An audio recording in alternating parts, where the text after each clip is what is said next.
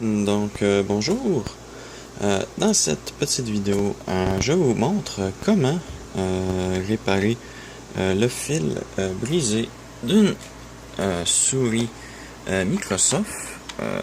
Il s'agit, bon, vous voyez probablement pas, ah oui, c'est la Mouseport Compatible, Compatible Mouse 2.1a. Ça fonctionne aussi pour d'autres types de souris. Surtout celles qui ont ça ici, le fil qui sort comme ça. Donc, pour ceux qui regardent mon tuteur, vous l'avez probablement vu la photo. Voilà, j'ai eu un problème de souris. L'ordinateur ne la détectait plus. Il me disait qu'il n'y avait pas de souris PS2 branchée. Voilà. Après un test de la souris, je me suis rendu compte qu'il y a un mauvais contact pile ici dans le fil. Et ça, généralement, comme vous pouvez le voir sur la photo ici, les fils sont complètement pris dans le moule. Donc, je savais pas du tout comment les retirer, mais avec un peu de bidouillage, en fait, c'est vraiment pas évident. Microsoft ont jamais, pas Microsoft, mais il n'y a aucune autre compagnie que j'ai vu en fait qui faisait ça. C'est qu'en fait, le morceau de plastique est juste clipsé à l'avant de la souris et il faut le faire comme passer vers l'intérieur. Donc voilà. Et ensuite, on peut retirer le fil.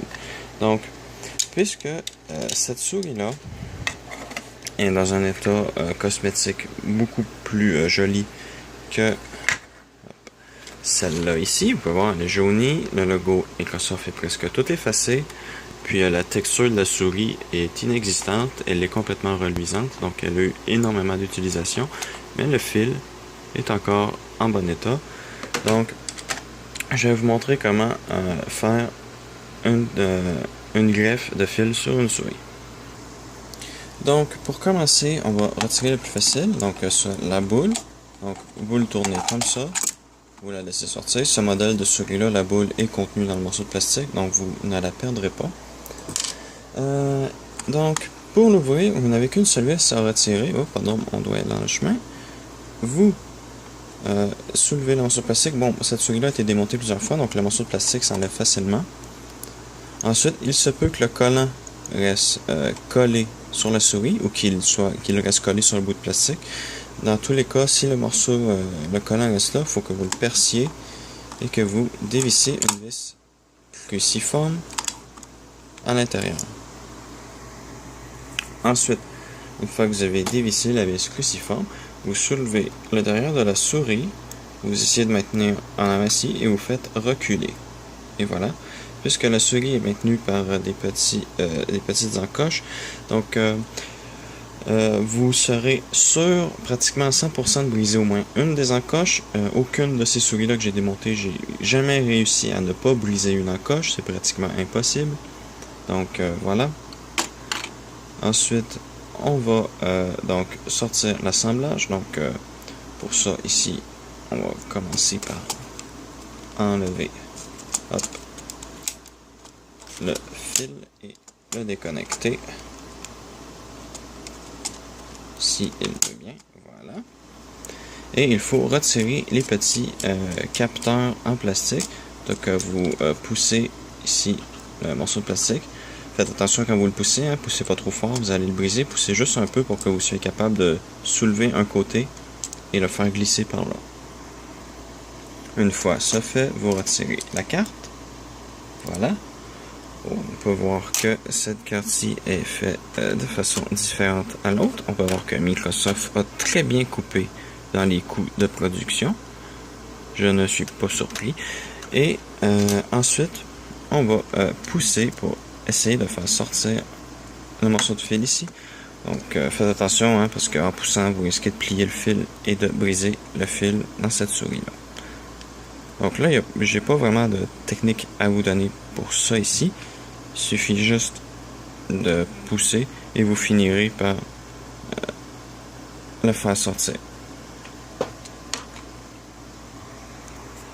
Donc voilà, le câble a été retiré en toute douceur et il va maintenant être mis dans cette souris-ci. Donc, je vais vous montrer la différence entre les deux souris. Celle-ci date de 1999, celle-ci date de 1996. Donc, c'est vous dire combien de temps Microsoft ont fabriqué ces souris-là. D'ailleurs, celles-là sont plus silencieuses, les nouvelles.